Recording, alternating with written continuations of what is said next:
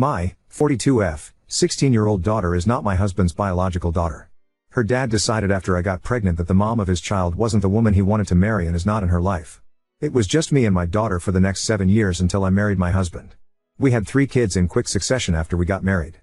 They are now 8M, 7F, and 5F. I recently found out I was pregnant, and that has made my marriage worse. My daughter's dad first lived off of others giving him money to be an equestrian.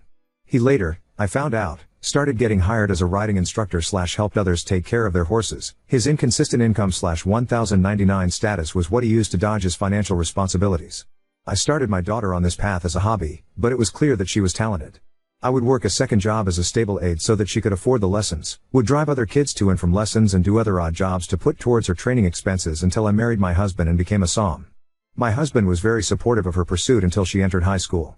We were looking into possible future scholarships, which I understand are rare, to come out of her competing / colleges with equestrian programs. My husband started lying about how my daughter did not want to do this, and how he loves her more than me because he understands her better. He embarrassed me by complaining about the other moms whose kids competed, saying they were snobs, or that he didn't want me to try to fit in with them or get their approval. Then he'd complain to parents about the new group lesson costs, etc. I found out I was pregnant and went with my daughter to an event, and got too sick and tired to attend a school open house, and he flipped out on me when he came home. We got into a fight and he told me that this isn't working out.